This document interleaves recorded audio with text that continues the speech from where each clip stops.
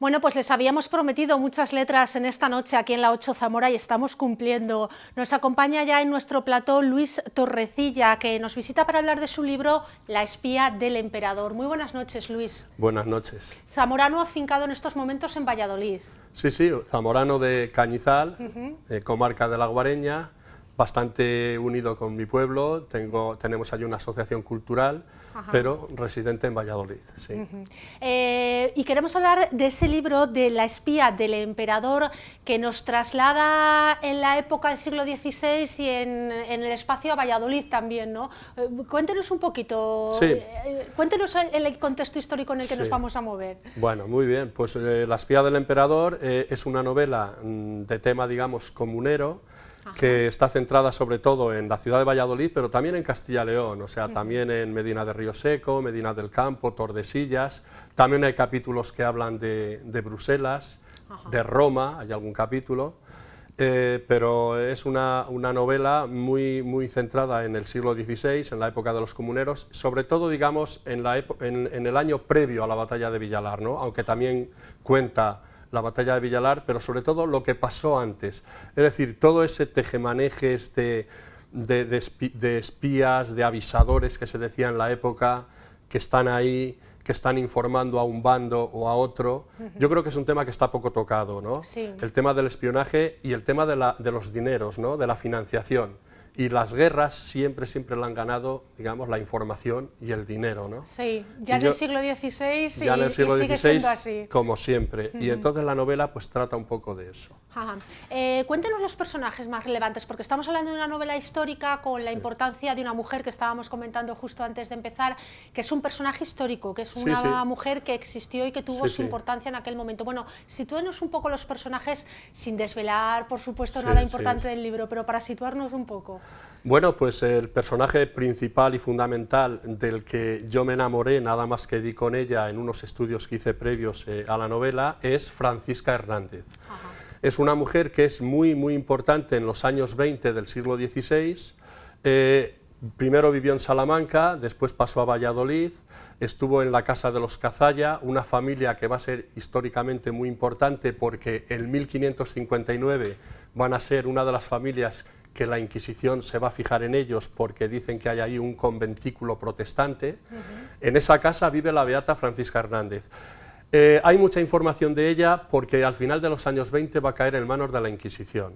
Entonces, claro, los testigos que van a declarar en los autos de fe, etcétera, pues todo esto hace que tengamos muchísima información hasta el punto que daría para un ensayo, ¿no? Bueno, yo he querido hacer una novela.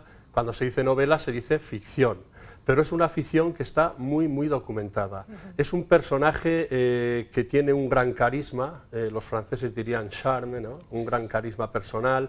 Es una mujer que conocía el alma de los hombres, digamos, que sabe relacionarse con la gente más importante de su época. De hecho, la venían a pedir consejo los más encumbrados títulos de Castilla, pero también venían profesores de la Universidad de Alcalá, venían también los superiores de las grandes órdenes religiosas que había en esos momentos, no solo en Valladolid, sino venían de Guadalajara, de Pastrana, donde estaban los centros religiosos más importantes, y todos vienen a pedirle consejo.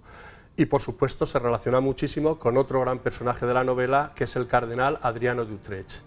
El cardenal Adriano de Utrecht, futuro papa Adriano VI, es el regente de Carlos V aquí en España, porque Carlos V se marcha a hacerse emperador del Sacro Imperio Romano Germánico, se marcha y le deja a Adriano en Valladolid para que de alguna manera pues él sea el que gestione un poco todo el tema de la regencia. Entonces, ¿qué pasa? Pues que el cardenal Adriano de Utrecht y la beata y Francisca Hernández se van a relacionar bastante. De hecho, hay una frase del cardenal Adriano de Utrecht, histórica, es decir, que la dijo de verdad en su lecho de muerte, cuando ya es papa, que dijo que dieran recuerdos, que rezaran por la madre Francisca Hernández, que estaba en Valladolid. Y una vez también dijo que Francisca Hernández tenía los ojos demasiado hermosos para ser beata. Es decir, que era una mujer además muy atractiva, y que él quería decir que bueno, una beata tendría que ser un poco pues, más triste, digamos, no tendría que tener ese espíritu tan alegre como tenía Francisca Hernández. pero de hecho sí que hay bastantes conversaciones entre ellos y hay datos que yo pongo en la novela, que hay también un servicio de avisadores, de espías, etcétera, dentro de esa relación que hay entre ellos. Claro, porque estamos viviendo esa época de los comuneros que me imagino, pues, para una novela histórica con espías, con historias también de amor que se van entrelazando. El momento histórico también lo tiene que haber trabajado mucho, ¿no? Muy documentado, aunque sea luego una novela de ficción, pero me imagino que le haya costado mucho o que haya tenido que bucear muchísimo para llevarnos a esa época de los comuneros. Sí, bueno, hay muchos datos, hay grandes libros sobre los comuneros. Josep Pérez es uno de los grandes. Entonces sí, hay que hacer una labor de rastreo. Yo en Valladolid, pues en el archivo municipal, de libros que había escrito previamente sobre Valladolid, me había encontrado muchos datos. Pero sí, hay cantidad de datos. Hay zamoranos que salen en la novela, por ejemplo, los dos procuradores que marchan a La Coruña, y que resulta que, claro, ellos llevan las órdenes de aquí, del señor de la ciudad, el conde de Albaliste, que no tenían que prestar el servicio, es decir, que no tenían que ceder a lo que Carlos V quería, que era dinero, pero al final claudican. Y cuando llegan a Zamora, estos señores, bueno, el conde, digamos, primero les baja de hidalgos a pecheros, les destierra de la ciudad, se tienen que ir a Valladolid a contarle al cardenal Adriano lo que ha pasado. Incluso manda hacer 2 esculturas que las pone en una de las plazas de Zamora para público propio, ¿no? Digamos, o sea, de esas dos personas que habían cedido a las demandas del emperador. O sea que sí, todos estos datos están en la historia, están en los libros de historia, y es un poco, pues seguir un poco esos libros, pero luego, claro, luego tienes que ficcionar, ¿no? Porque qué pasaba en los despachos, qué pasaba en las alcobas. Pero bueno, yo creo que al final, moviéndote en ese campo, pues, y te digo una cosa, Cristina, a veces también dicen, si es ficción, pero hay que tener mucho cuidado, porque las obras de Julio Verne eran ficción, pero luego muchas de las cosas de las teorías que él sacó sobre cómo había que llegar a la luna o sobre cómo había que ir al fondo del mar, luego se ha visto que tenía razón, o sea, en su ficción. Bueno, pues hay cosas de los comuneros que no sabemos, ¿no? Y seguramente estas novelas se pueden adelantar a los historiadores. Es decir, ¿qué pasó en Villabrágima? Por ejemplo, sabes que hay una cosa en la historia que se llama el razonamiento de Villabrágima. Resulta que los comuneros tienen todas las de ganar, están en Villabrágima, que es un pueblo que está entre Medina de Rioseco y Tordesillas. Si quieren, pueden conquistar Medina de Rioseco, que es donde está el regente, ganan prácticamente ya la guerra, y resulta que no sabemos qué pasa, pero el capitán general de los comuneros, Girón de Velasco, y también el obispo Acuña, otro zamorano, manda irse hacia Villalpando. Dejan el terreno libre y los de Medina de Rioseco van a Tordesillas, conquistan Tordesillas, que es donde está la pieza fundamental, que es la reina. Entonces, ¿qué pasó? ¿Qué pasó en Villabrágima? Pues igual ahí yo pongo mi teoría, no la voy a desvelar, no voy a destripar, que tenemos esta palabra, no vamos a decir spoiler, tenemos la palabra, no vamos a... tenemos en castellano, sí, mucho mejor. En castellano no vamos a destripar la novela. Pero ¿qué pasó ahí? Y luego también el cardenal Adriano Dutret huye de Valladolid por la noche, o se abren unos orificios en la muralla, era una cerca en aquella época, una muralla pobre, y consiguió huir cuando nadie tenía permiso ya, estaba la comunidad, las cuadrillas eran muy importantes, no tenían permiso ni nadie para que pudiera salir de la ciudad. ¿Qué pasó para que el cardenal Adriano pueda huir de Valladolid, instalarse en Medina de Rioseco, que es de donde va a dirigir, digamos, las operaciones? ¿O qué pasó en el castillo de Torrelobatón, que le conquista Padilla, después de gran esfuerzo, era una fortaleza inexpugnable, la conquista, pertenecía al almirante, que es uno de los realistas? ¿Qué pasó ahí para que de repente Padilla diga vamos a ir hacia Toro y en Villalar acabe con el desastre? Es decir, pues todo esto yo doy mi explicación desde la ficción, pero igual me estoy adelantando a algún documento que se encuentre en el futuro donde digan, pues anda, pues pasó esto que se contaba en la novela de la espía. ¿Entiendes? Desde luego el tema de las intrigas en todos los movimientos políticos, en las cortes, no es nada nuevo, o sea que... Claro, es la vida misma. Que incluso a día de hoy podemos ser unos aficionados con todo, por ejemplo, leyendo novelas de este tipo. Creo también además que, bueno, que nos acercamos un poco al mundo de los comuneros de un tema fundamental que incluso llegó a a cambiar la historia del país, como dice usted en el libro, y que yo creo que en Castilla y León somos unos grandes desconocedores de nuestra propia historia, ¿no? También nos ayuda a veces el leer un libro que lo hacemos con cierto relax, bueno, pues a acercarnos un poco también a nuestra historia, que es importante, ¿no? Sí, sí, yo creo que la historia de los comuneros es muy desconocida en Castilla y León. Por ejemplo, una cosa muy elemental que conoce poca gente, poca gente, digamos, los que no se han metido un poco en el tema, es que fue una auténtica guerra civil, es decir, hubo pueblos, no sé, pues Alaejos, realista, Medina del Campo, comunero, Medina de Río Seco, realista, quiero decir que fue una guerra civil en Castilla, ¿no? Y eso pues a mucha gente lo desconoce, y luego pues desconocen pues otras cosas, como te digo, que igual son ya más profundas, pero que es importante acercarse a ellas, ¿no? Los servicios de información, el dinero, los dineros que vienen del rey de Portugal, que al final van a hacer que la balanza bascule hacia un lado a otro.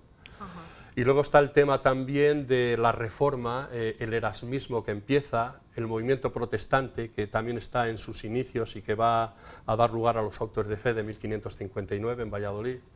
Pues sí, son cosas que se desconocen. Al final hemos hecho de Villalar pues una romería, que está bien, pasárselo bien, pero yo creo que falta un poco profundizar en esa historia. En qué celebramos, y ¿no? saber lo que celebramos. Yo creo que al final los castellanos y los leoneses nos quedamos con... Celebramos una batalla que realmente se perdió, pero que no hemos profundizado nunca mucho más en ello. Claro, y luego viene la cuestión, ¿y qué fue mejor? ¿Hubiera sido mejor que hubiera perdido los imperiales, el emperador Carlos V? ¿Hubiera sido mejor? Eso ya es hacer ficción con la historia. Eso ya es muy complicado. Es muy difícil, es muy complicado. ¿Qué tal el libro? ¿Cuesta mucho a día de hoy? Bueno, pues sacar un libro lleva ya tiempo en el mercado. Bueno, pues ¿qué tal se están acercando los castellanos y leoneses, en este caso los zamoranos, a la obra? Bueno, los libros tienen un momento inicial, que es cuando lo sacas, ¿no?, a la palestra, cuando lo presentas. Yo lo presenté en una librería de Valladolid, luego lo presenté en Cañizal. Pues en esos momentos sí que hay bastante tirón de ventas. Y luego ya, pues bueno, poco a poco, pero vamos, la editorial me dice que va bastante bien, que se está vendiendo, pero bueno, que no en esas cifras que los escritores soñamos que ojalá llegaran, ¿no? De decir, ojalá que hubiera una segunda edición, una tercera edición, eso verdaderamente sería un gran éxito.